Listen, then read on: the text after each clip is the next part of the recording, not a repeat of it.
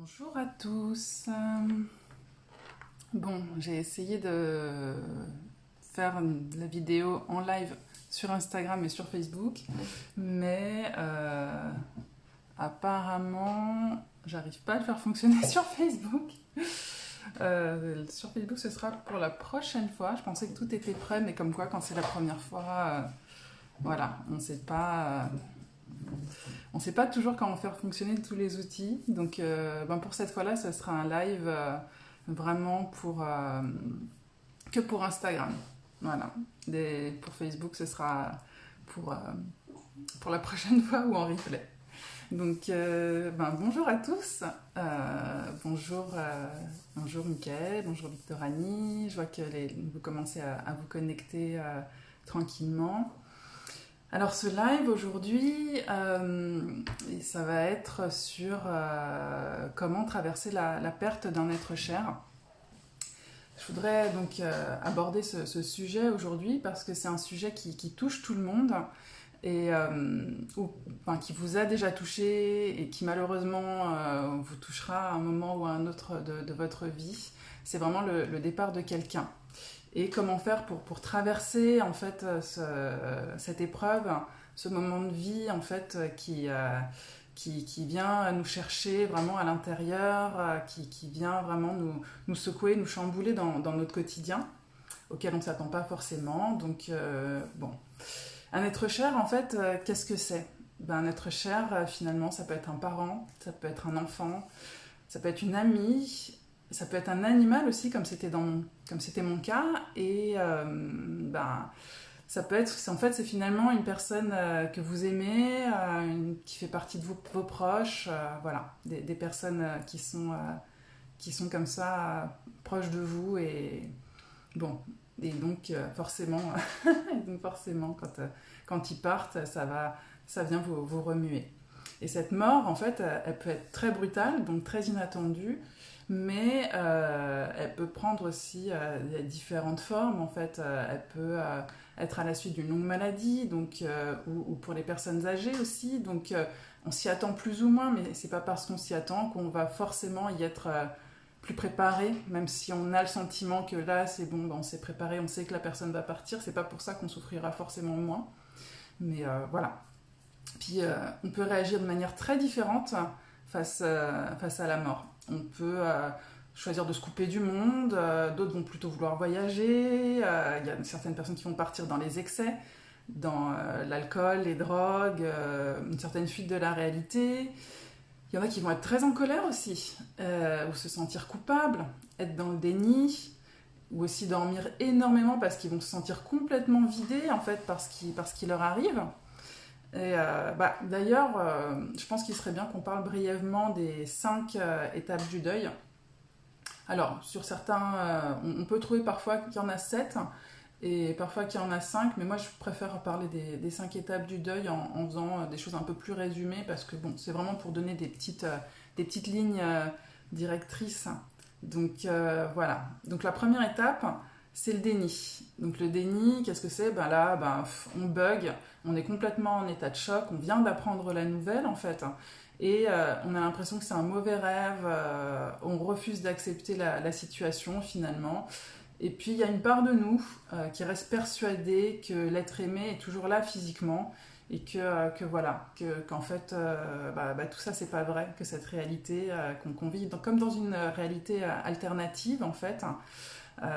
Et puis dans cette phase particulièrement, comme on est en état de choc, c'est difficile en fait de faire toutes les petites choses du quotidien, les tâches simples, prendre des décisions de base, ça devient tout de suite une montagne en fait.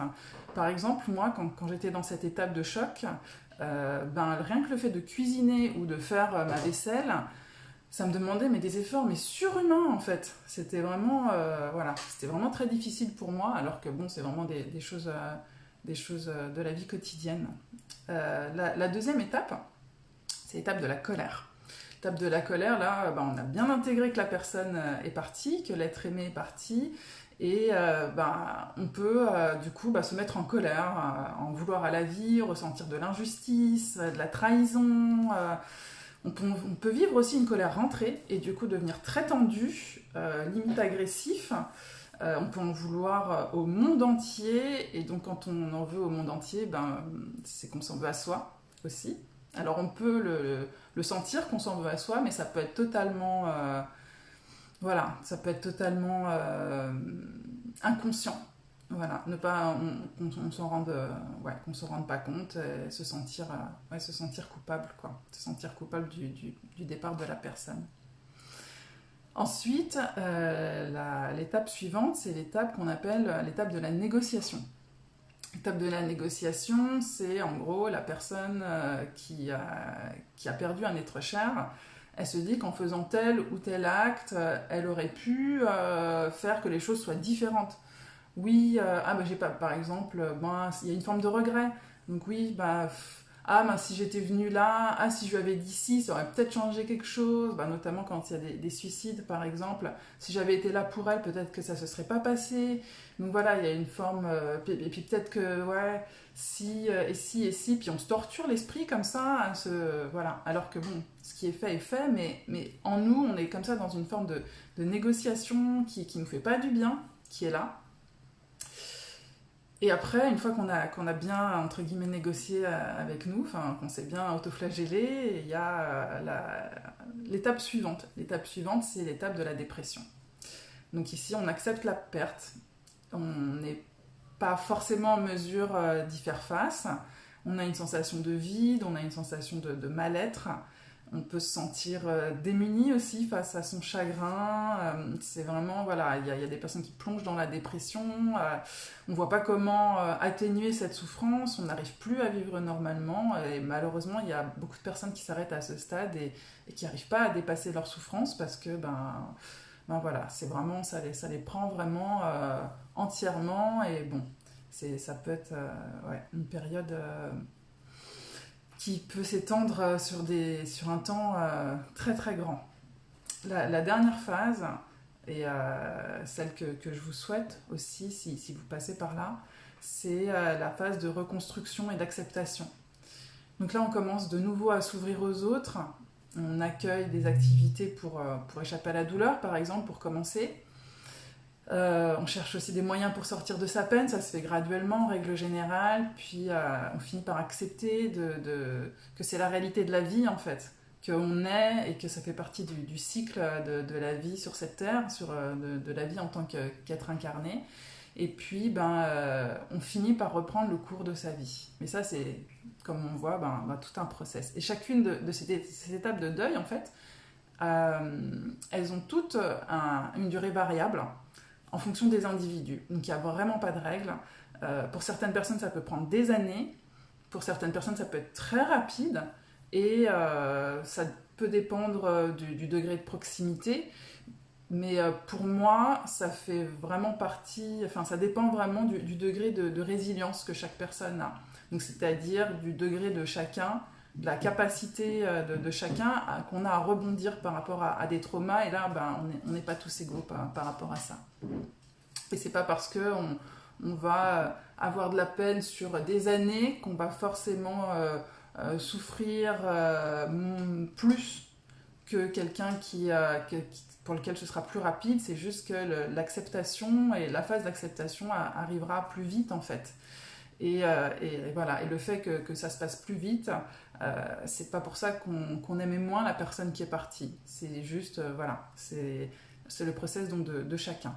Et donc dans ce live, moi j'aimerais vous partager mon cheminement, qui j'espère pourra vous donner des clés, et aussi comment mes croyances par rapport à notre chemin de vie m'ont aidé à avancer dans mon deuil. Je dis bien avancer parce que peut-être que vous l'avez vu, mais il y a maintenant 3 semaines, j'ai dû faire face au départ d'un être qui comptait énormément dans ma vie. C'était Cléo, ma petite chatte de 16 ans. Et c'est son départ en fait qui m'a donné envie de partager avec vous sur la question du deuil. Quand je l'ai eu en fait à la base, moi j'étais pas du tout chat, j'étais chien et je voulais pas forcément de chat dans ma vie. C'était pas du tout ça que j'imaginais pour ma vie, et la vie en fait a fait que on s'est sauvés mutuellement. En fait, elle était arrivée dans ma vie à un moment donné où j'étais en pleine dépression, que ça allait pas du tout dans ma vie, j'étais en quête de sens, je savais plus où j'étais, etc., etc. Et elle, de son côté, c'était un chaton d'1 mois et demi qu'on a trouvé. On trouvait pas la mère, on trouvait pas les propriétaires, et donc en plus il commençait à faire froid, c'était au début de l'hiver, donc enfin au début de l'hiver, fin de l'automne, parce que là maintenant le froid il est quand même, il est quand même là assez tôt, on n'attend pas l'hiver pour qu'il fasse froid. Mais bon.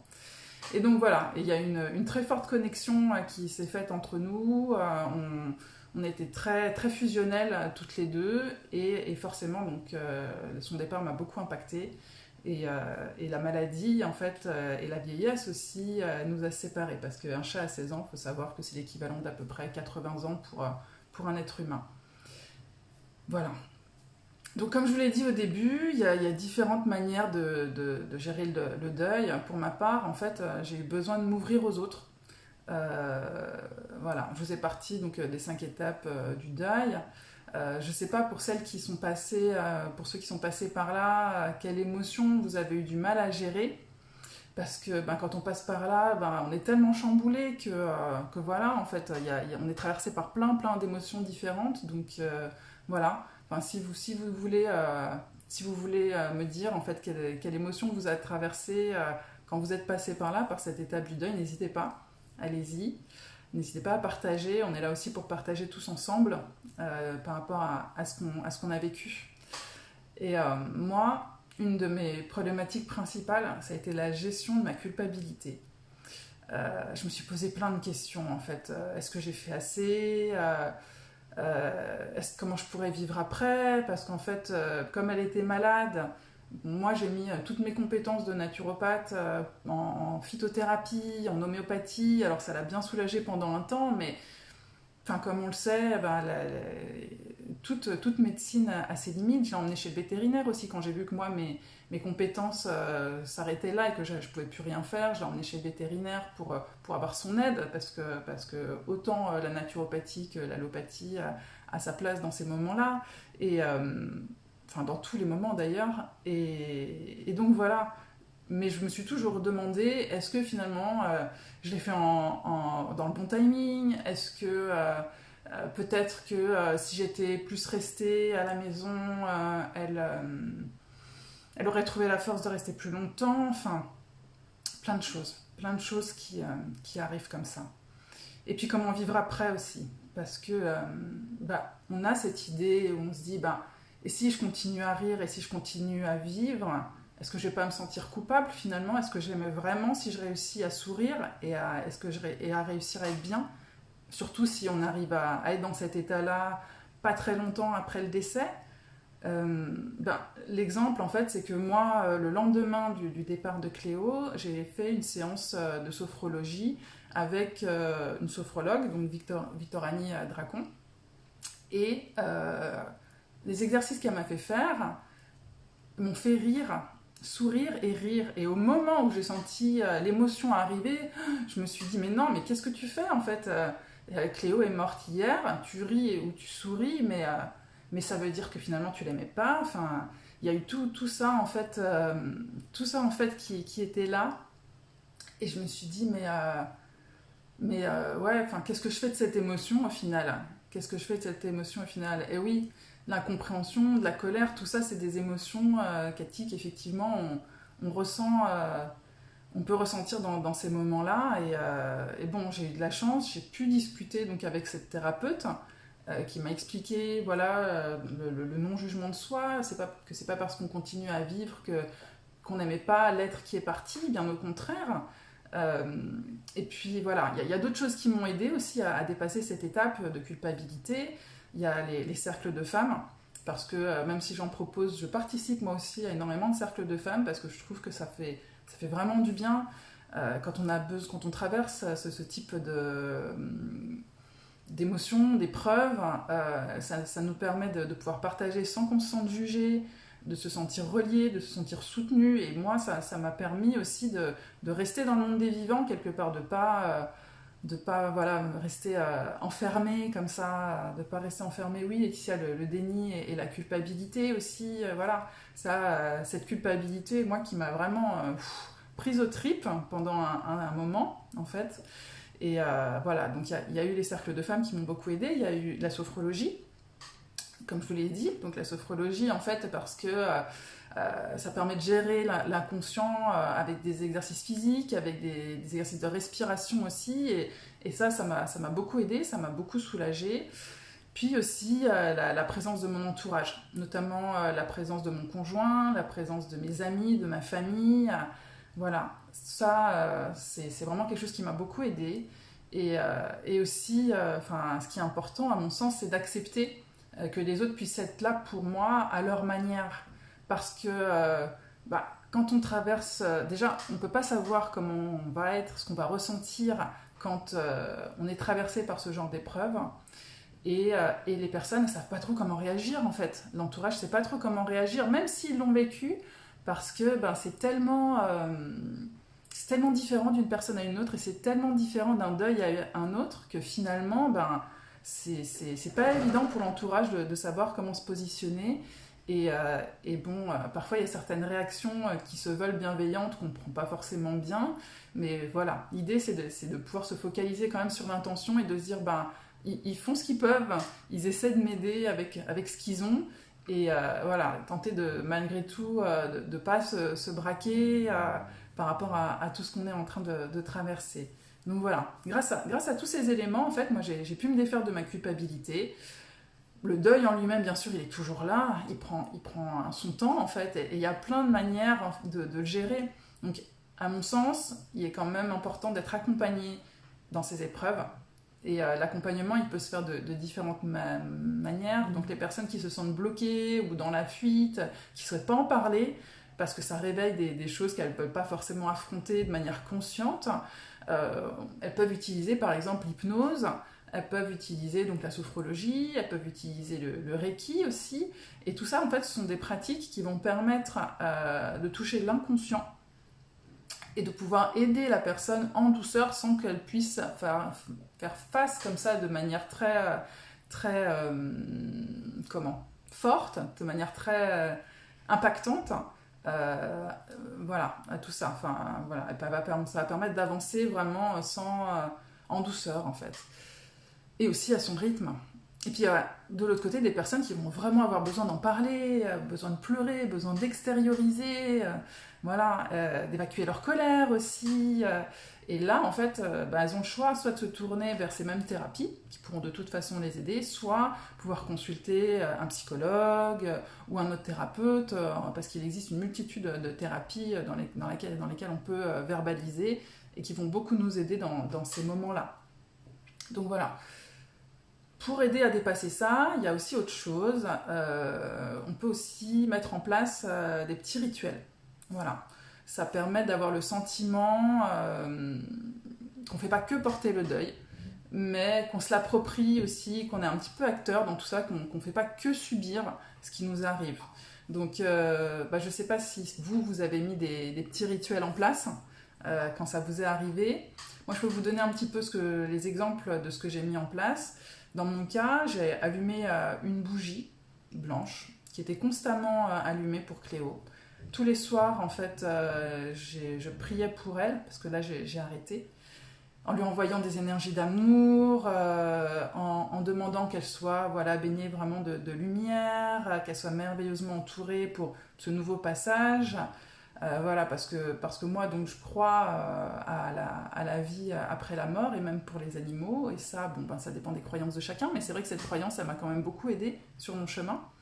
Et je pense à elle tous les jours, je chante des mantras aussi, enfin, tout ce que je suis, en fait, je l'ai mis au service de ce deuil pour mettre en place ces petits rituels. Alors, au final, je sais pas si c'est plus à moi que ça fait du bien ou si ça lui a fait du bien à elle.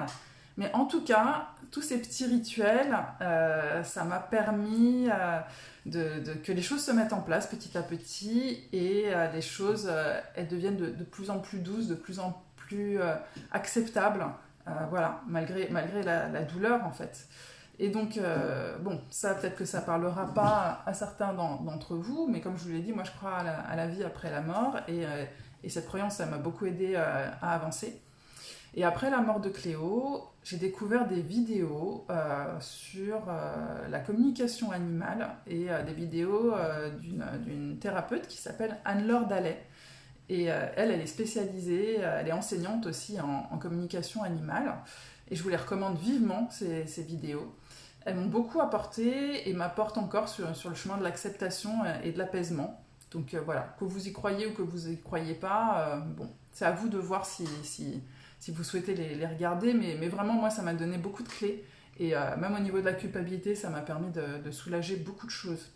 Pour les humains, parce que bon, je parle du volet animal parce que ça m'a touché là, mais pour les humains, il y a aussi Anne Givaudan et Daniel Meroy qui ont écrit énormément de livres sur cette thématique du chemin de l'âme après ce départ en fait de la Terre. Et pareil, tout ça, ce sont des choses, ça reste des croyances. Vous pouvez dire que ce sont de jolies histoires, mais voilà. En gros, c'est des choses qui peuvent aider. Il y a aussi le film Nos Solars, Notre demeure, qui est très intéressant du point de vue de l'après-vie. Et c'est un film brésilien que vous pouvez trouver chez Jupiter Film. Et vraiment, c'est voilà, une foule de clés et voilà, de soulagement, ce film aussi. Je ne sais pas si vous savez, mais il y a plein de manières et de chemins différents pour accompagner la mort. D'ailleurs, dans d'autres cultures, quand quelqu'un meurt, on fait la fête, on célèbre la personne, et le corps est encore là. En fait, la personne n'est ni encore enterrée ou n'est pas passée par le crématorium encore. Et donc, pendant cette fête, les personnes vont venir toucher le corps, vont venir lui parler, vont venir l'embrasser, ils viennent lui dire au revoir, en fait, mais tout ça, ça se passe dans le physique. Et bon, moi, j'ai pas fait la fête à la mort de Cléo. Hein. Je suis pas, on est bien dans une culture francophone, européenne, où le poids du deuil est pas vécu de la même manière. Et mais en fait, ce que je voulais partager avec vous, c'est que j'ai eu un besoin tactile vis-à-vis du corps de Cléo qui m'a beaucoup étonnée. Je m'y attendais pas et je me suis sentie même hyper bizarre parce que j'avais pas forcément fait le lien avec d'autres cultures à ce moment-là.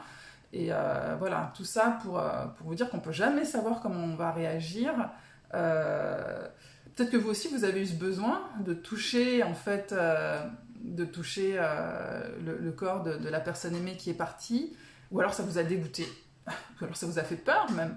Enfin voilà, il y a tellement de manières, et moi, voilà, j'ai eu ce besoin vraiment de la toucher, de la sentir, pour lui dire au revoir. Voilà, avant de l'enterrer, j'ai vraiment eu besoin de ce process pour accueillir que l'âme n'était plus dans le corps et voilà, vraiment m'imprégner des derniers instants physiques que j'avais avec elle finalement.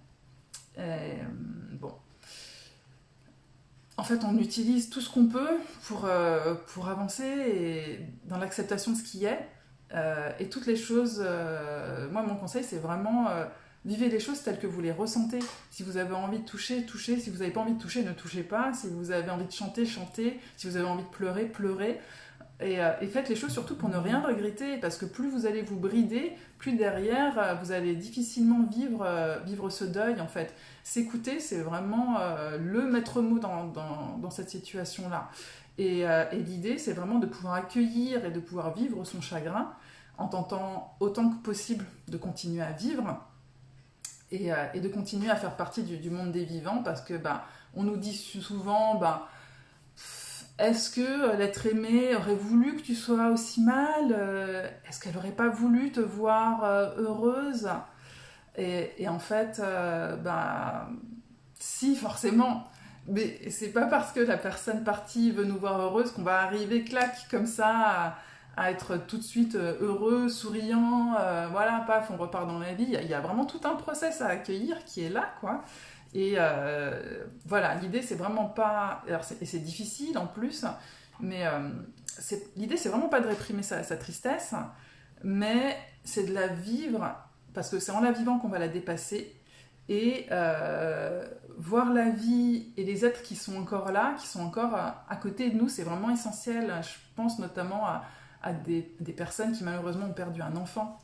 Quand on perd un enfant, c'est ça peut complètement détruire en fait les parents. Mais il peut arriver qu'il y ait plusieurs enfants et en fait le fait de perdre un enfant fait que le deuil et la douleur nous enferment vraiment et on oublie de voir qu'on a encore d'autres enfants qui sont là, qui ont besoin de nous, qui ont besoin qu'on s'occupe d'eux. Euh, voilà, enfin, la vie continue envers et contre tout en fait. Donc le fait qu'il n'y ait pas de règles, mais l'idée c'est de pouvoir vivre son deuil à sa façon, de réussir à trouver un équilibre tant bien que mal dans tout ce qu'on va traverser. Bon, ne pas se juger, et personne de toute façon, personne ne peut juger du temps dont on a besoin pour gérer tout ça. Parce que c'est tellement personnel que voilà, c'est vraiment vous et vous-même. C'est pas parce qu'on continue à vivre qu'on a oublié la personne, c'est pas parce qu'on continue à vivre aussi qu'on n'aime pas la personne, qu'on n'a pas aimé la personne, que l'intensité d'amour qu'on a vis-à-vis de cette personne qui est partie n'est pas si élevée que ça. Et voilà, je pense que ça c'est vraiment important de l'intégrer. C'est pas parce qu'on va vraiment pleurer et être mal qu'on rend hommage à la personne qui est partie en fait. C'est justement en étant vivant qu'on va rendre hommage à la personne qui est partie. C'est pour ça que ce process il est vraiment important. C'est important de le vivre et d'être à son écoute sans perdre de vue qu'à un moment donné, le fait de retourner à la vie, c'est aussi important, voire plus important que de pouvoir suivre ce process, pleurer et voilà, faire son deuil. Bon, là je pense que j'ai fait à peu près le tour. Bon, je dis pas qu'aujourd'hui je pleure plus, hein, mais j'accepte ce qui se passe et je suis dans l'accueil de mon mieux. J'avance un jour à la fois, un pas à la fois, en essayant d'être au mieux à mon écoute. Parfois il y a des pleurs qui remontent. D'ailleurs, en général, tous les jours j'ai ma petite minute émotive parce que je suis très très émotive en ce moment. Ça peut être un mot, ça peut être une phrase, une musique ou même un silence. Il n'y a vraiment pas de règle quoi. Et voilà, il y a l'émotion qui va remonter à ce moment-là.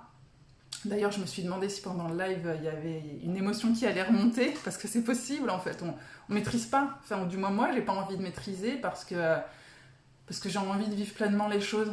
Et donc voilà. Voilà, j'ai toujours ma petite émotion qui remonte, une petite larme ou quelque chose, et puis hop, après ça passe, puis je continue à vivre. Mais voilà un petit peu là où j'en suis moi aujourd'hui. Donc, est-ce que par rapport à tout ce que j'ai dit, vous avez des questions à me poser par rapport à tout ça? Il y a quelque chose qui est peut-être pas clair ou un partage que vous voulez faire, un témoignage que vous souhaitez faire.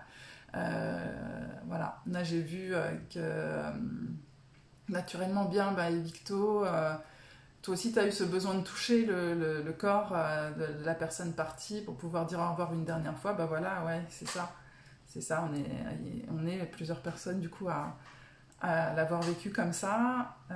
Bon. Je me sens moins seule aussi, le fait que tu partages ça. Je me sens moins seule dans cette manière de vivre le deuil, qui n'est pas la seule, encore une fois.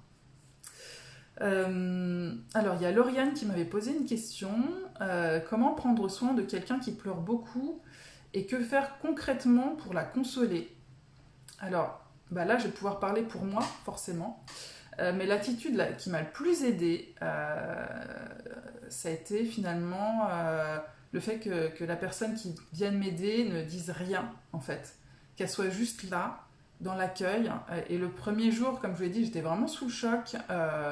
Le fait d'être là, à l'écoute, dans l'accueil de ce que j'avais à partager, ça m'a vraiment fait du bien. Voilà, vous pouvez juste être là pour la personne, et puis si la personne ne parle pas ou pleure, vous pouvez vous centrer sur votre cœur et lui envoyer de l'amour, du soutien, même sans verbaliser, vraiment le visualiser, et rien que ça, en fait, vous allez émaner cette bienveillance et ça va forcément aider la personne en face. Et l'aider aussi, vous pouvez l'aider par des gestes simples, parce que comme je vous ai dit, ça peut paraître bête, mais quand on est sous le choc, comme ça, après la disparition de quelqu'un, tous les gestes simples du quotidien, les prises de décision, tout ça, ça devient tellement difficile que si vous cuisinez pour elle, vous faites la vaisselle ou vous l'aidez dans les petits trucs vraiment qui peuvent paraître anodins, ça va vraiment, ça peut vraiment aider la personne à peut-être pas avancer, mais du moins à l'instant T, se sentir soutenue. Voilà. Parce que la vie, à l'intérieur, elle est tellement chamboulée ou coupée de tout que voilà, c'est vraiment quelque chose qui peut l'aider. J'avais d'autres questions. C'est comment réagir face à quelqu'un qui est débordé par ses émotions. Eh ben, débordé par ses émotions, on peut tenter de mettre une main sur l'épaule. Ça va peut-être aider la personne soit à venir dans vos bras pour pleurer, vider ce qu'elle a à vider, puis vous allez voir si elle a un mouvement de recul où elle va vraiment préférer être à l'intérieur d'elle-même ou si elle va accepter de se laisser aller avec vous. Voilà. Mais l'idée, c'est vraiment de la laisser faire, de la laisser... Vous pouvez tenter d'ouvrir des portes, mais après, c'est à la personne qui est en souffrance de gérer, quoi. Donc, moi, bien entendu, avant la perte de Cléo, j'ai dû faire face au départ de beaucoup de personnes. Comme je l'ai dit au début, on le vit tous à un moment ou à un autre. Par exemple, moi, à 15 ans, j'ai perdu ma meilleure amie dans un accident de voiture. Et ma manière de gérer le deuil à ce moment-là, c'était l'agressivité. J'étais énormément en colère et pendant 1 mois, j'ai été horrible avec mon entourage et d'une agressivité et d'une susceptibilité. Enfin, je mordais littéralement. Et en fait, au bout d'1 mois, j'ai mon copain de l'époque qui m'a dit, mais de manière très bienveillante, très douce, écoute, je comprends pas pourquoi tu t'énerves comme ça parce que je t'ai rien fait. Vraiment, je t'ai rien fait. Et en fait, le fait qu'il le dise de cette manière-là, ça a tout débloqué à l'intérieur de moi. Il n'y a pas de recette magique, hein, mais moi, en fait, ça a fonctionné comme ça. Et ça a tout débloqué à l'intérieur de moi. Et j'ai pu accueillir, vraiment et commencer mon deuil. Et le moins l'étape de la souffrance, de se dire, voilà, je peux rien faire. Elle est vraiment partie, en fait. Et ça, voilà, c'est juste par la douceur et la bienveillance malgré mon agressivité. Donc c'est l'amour qui m'a donné malgré mon agressivité qui m'a permis à moi de me reconnecter justement à cet amour, de me reconnecter à cette douleur et de pouvoir faire mon process. Voilà.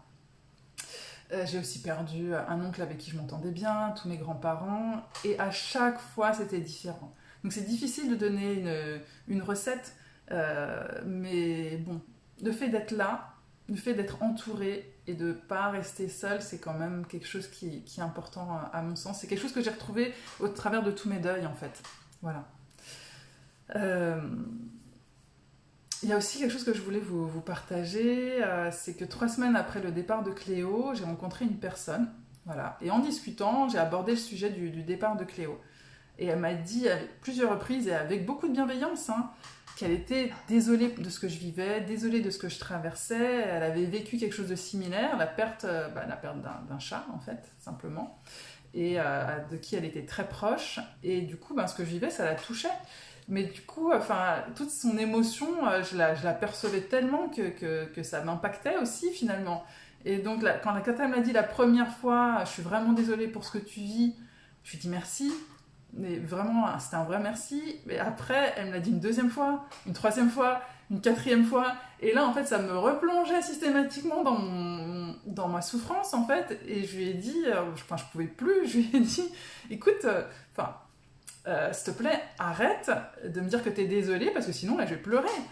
je me reconnecte constamment à cette douleur. C'est pas que j'ai pas envie de la vivre, mais j'ai pas envie que ça tourne en boucle dans ma tête non plus, quoi. Je sais qu'elle est partie, je sais qu'elle est plus là. De temps en temps, ça revient, je l'accueille, mais j'ai pas besoin qu'on me le dise sans arrêt non plus. Donc voilà. Et ça, justement, ça fait écho à une des questions qu'on m'a posées. Est-ce qu'il vaut mieux éviter de parler de cet être cher, même des années plus tard? Est-ce qu'il vaut mieux changer de sujet? Est-ce qu'il vaut mieux pousser la personne à en parler? Je pense que là, il faut juste laisser les choses venir naturellement. Éviter de parler de l'être cher, non. Si ça vient, ça vient. Et Mais il faut que ça vienne naturellement, il ne faut pas se dire ah bah là je vais l'aider à dépasser son deuil en l'obligeant à vider tout ce qu'elle a à vider. Bah non, parce qu'en fait on ne sait pas comment elle vit le deuil en fait cette personne. Et on va changer de sujet, bah non, parce que du coup on va être dans l'évitement, donc ce ne sera pas juste non plus.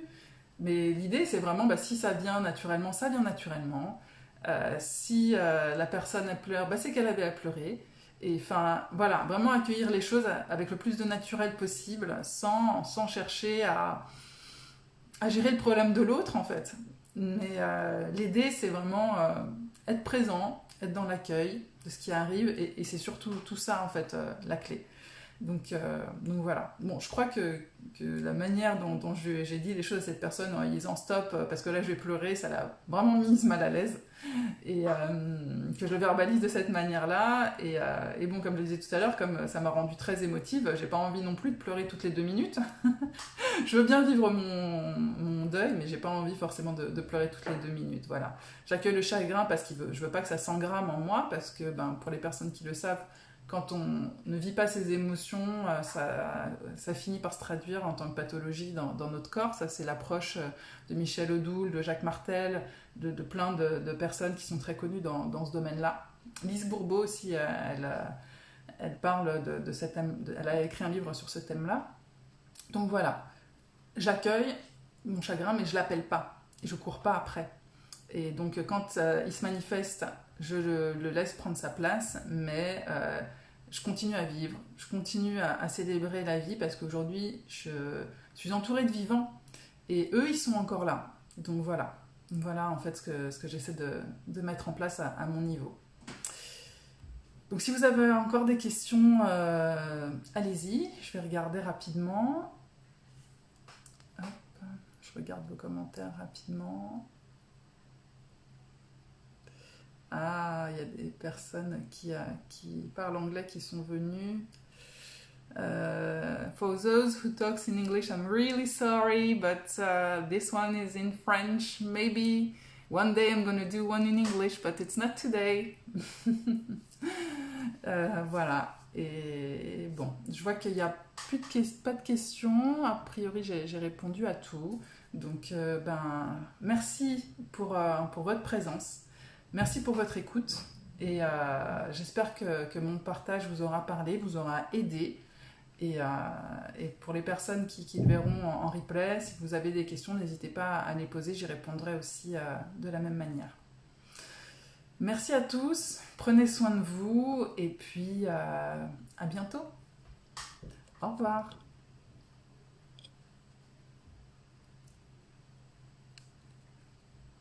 Ah, comment faire pour arrêter le live? Ça, c'est quelque chose que j'avais pas vu. Il faut que je regarde comment éteindre, comment couper ce live.